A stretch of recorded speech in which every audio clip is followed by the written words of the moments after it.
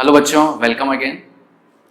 और आज के इस लेक्चर में हम डिस्कस करने वाले हैं इलेक्ट्रोलाइट के बारे में, और साथ में हम डिस्कस करेंगे conducting nature of acid and base, और इसी के साथ हम डिस्कस कर रहे होंगे रोल ऑफ वाटर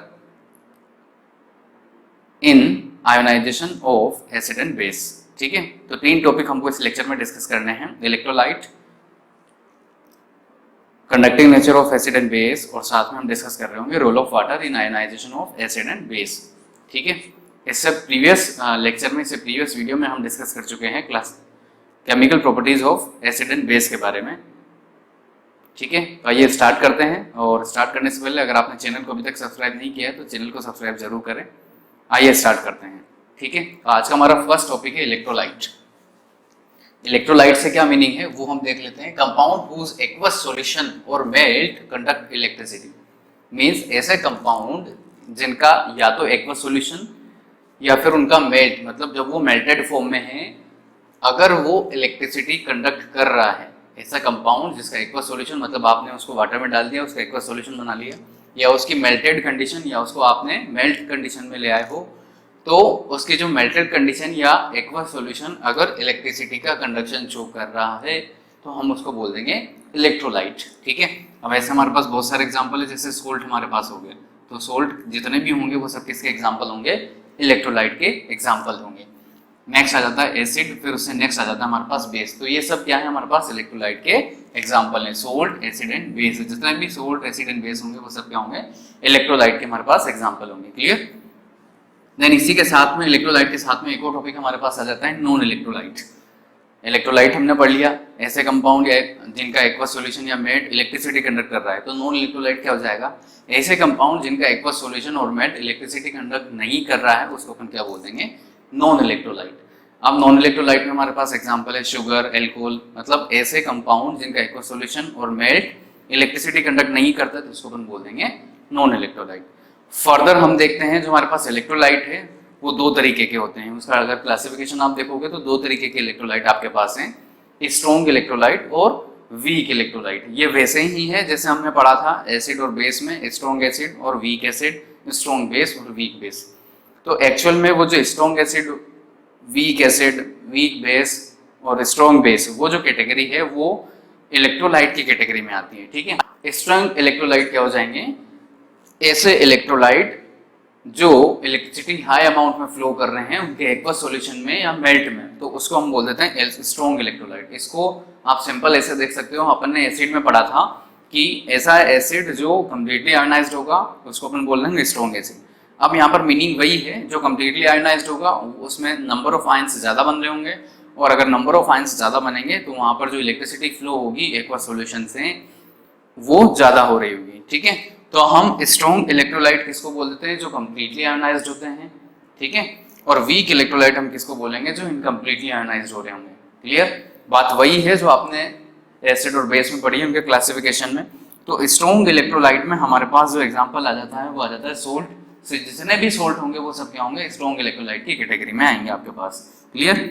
फिर सेकेंड आ जाता है आपके पास इसमें स्ट्रॉन्ग एसिड और strong base. Means strong electrolyte की कैटेगरी में स्ट्रॉन्ग एसिड और स्ट्रॉन्ग बेस आएंगे, जितने भी एग्जांपल हैं, सोल्ट आएंगे जितने भी एग्जांपल हैं।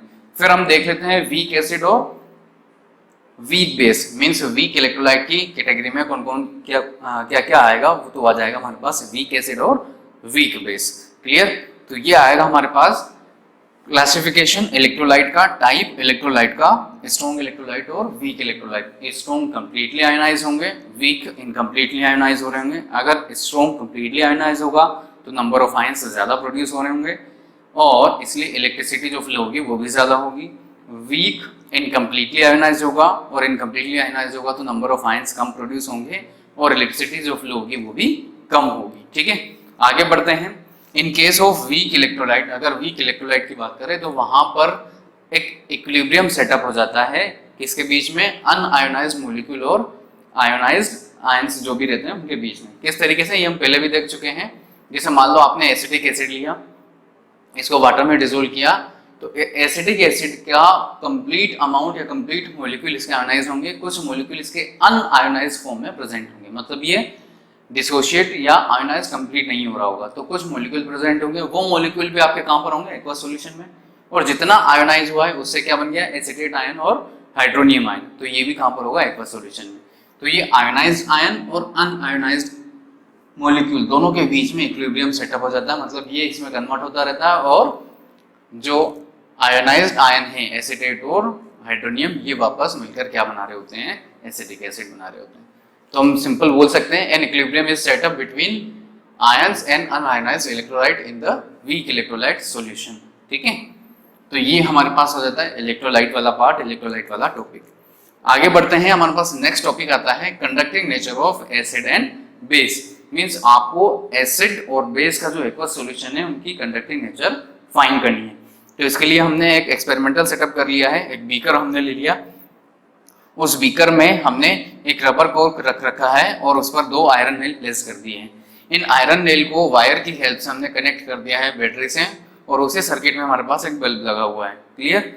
अब आपको इसको चेक करना है, इसमें हमने अभी कुछ भी फिल नहीं कर रखा है। यहाँ पर जो हमने सॉल्यूशन फिल कर रखा है इसको हम रेगुलरली चेंज करते रहेंगे।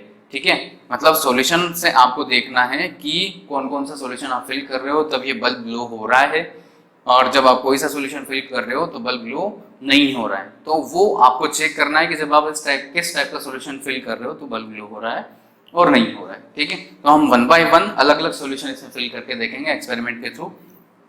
ठीक है, तो सबसे पहले सबसे फर्स्ट कंडीशन में हमने इसमें फिल कर दिया है, सबसे फर्स्ट कंडीशन में हम इसमें फिल कर रहे हैं HCl का एक्वस सॉल्यूशन। ठीक है, HCl का एक्वस सॉल्यूशन हमने इसमें फिल किया, और अगर मैं इसमें HCl का एक्वस सॉल्यूशन फिल करूंगा तो देखो HCl क्या है, स्ट्रॉन्ग एसिड है, और स्ट्रॉन्ग एसिड है तो HCl का एक्वस सॉल्यूशन जैसे मैं ले रहा हूँ उसमें आयोनाइज हो रहा होगा, वो कंप्लीट आयोनाइज होगा HCl, तो नंबर ऑफ H+ प्रोड्यूस जो होंगे वो ज्यादा होंगे, तो यहाँ पर नंबर ऑफ आयंस भी ज्यादा होंगे, और नंबर ऑफ आयंस ज्यादा होंगे तो इलेक्ट्रिसिटी फ्लो हो रही होगी, चार्ज फ्लो हो रहा होगा, मतलब ये बल्ब इजीली ग्लो हो जाएगा यहाँ से।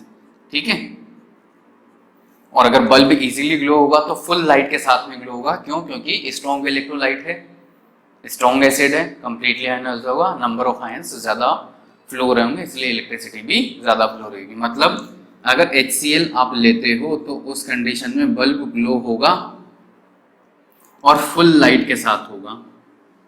ठीक है, तो इस कंडीशन में क्या होगा, जब आप HCl का एक्वस सॉल्यूशन लेते हो तो बल्ब ग्लो होगा और फुल लाइट के साथ में ग्लो हो रहा होगा। फिर सेकंड आपने ले लिया NaOH का एक्वस सॉल्यूशन,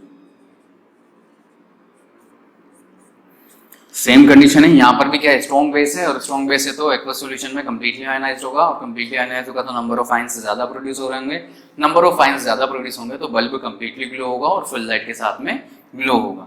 तो यहाँ पर बल्ब ग्लो होगा और फुल लाइट के साथ में ग्लो हो रहा होगा। ठीक है, तो आप ऐसे लिख सकते हो, बल्ब ग्लो होगा लेकिन फुल लाइट के साथ में ग्लो होगा। थर्ड हम ले रहे हैं H2CO3। अब H2CO3 इसका एक्वस सॉल्यूशन अपन ने ले लिया, ये वीक एसिड होता है, मतलब वीक इलेक्ट्रोलाइट है, वीक इलेक्ट्रोलाइट है तो कम आयनाइजेशन होगा, इनकम्प्लीट आयनाइजेशन होगा, नंबर ऑफ आयंस जो बन रहे होंगे इस सॉल्यूशन में वो कम बन रहे होंगे, नंबर ऑफ आयंस कम बनेंगे तो यहाँ से जो इलेक्ट्रिसिटी फ्लो होगी वो भी कम होगी, और अगर इलेक्ट्रिसिटी जो फ्लो हो रही है वो कम होगी तो यहाँ पर बल्ब ग्लो करेगा लेकिन डिम लाइट के साथ में ग्लो करेगा। ठीक है, तो बल्ब ग्लो होगा लेकिन डिम लाइट के साथ में ग्लो होगा, तो आप इसको इस तरीके से समझ सकते हैं।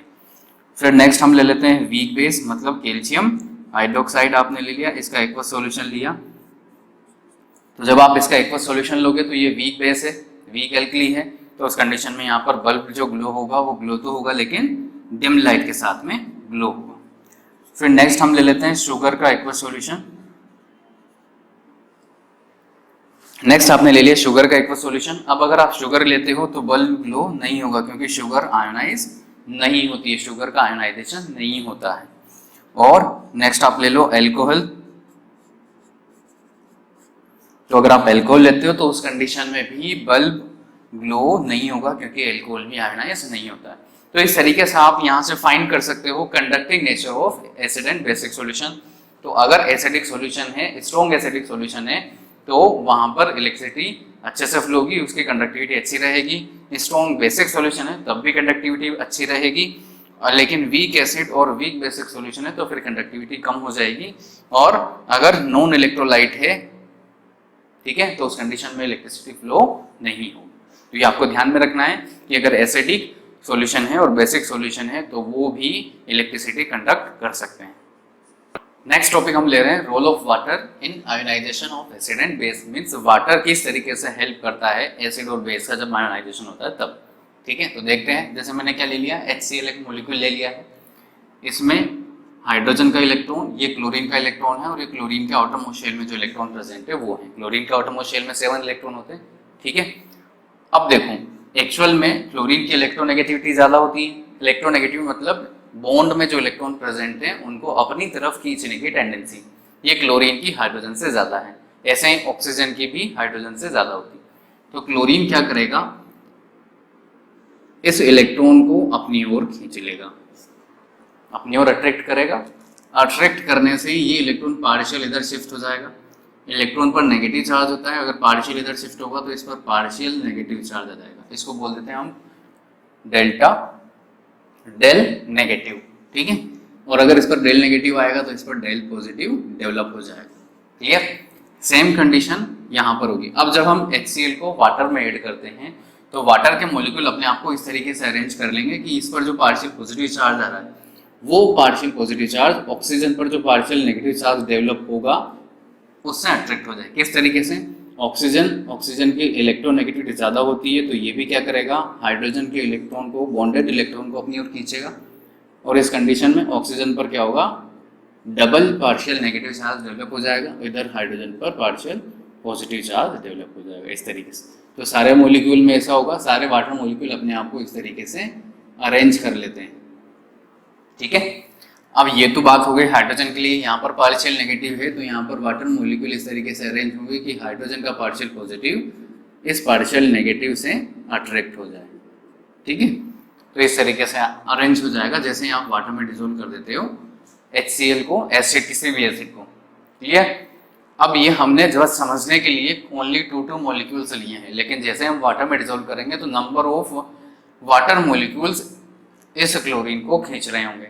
अब जैसे ही आप डिसोल्व करोगे तो ये क्या करता है, ये बॉन्ड ब्रेक हो जाता है, क्योंकि ये इधर से खींचेंगे, ये इधर से खींचेंगे तो बॉन्ड ब्रेक हो जाएगा, और बॉन्ड ब्रेक होगा तो उस कंडीशन में यहाँ पर क्या बच गया, ओनली H+।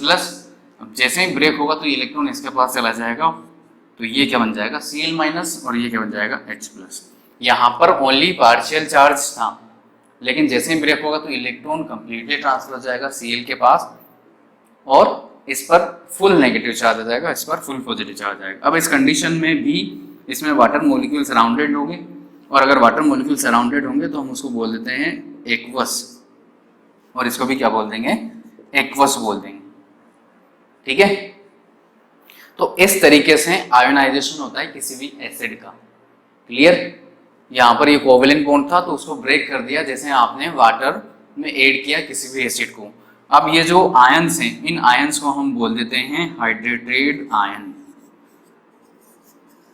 क्योंकि ये अभी किस कंडीशन में प्रेजेंट है, हाइड्रेटेड कंडीशन में प्रेजेंट है, तो इनको बोल देते हैं हाइड्रेटेड आयन। ये तो चलो बात हो गई किसकी, ये बात हो गई किसी भी एसिड की, उसका आयोनाइजेशन किस तरीके से होता है और वाटर उसमें आयोनाइजेशन में किस तरीके से हेल्प करता है। ठीक है, तो ऐसे हमने एसिड का आयोनाइजेशन समझ लिया।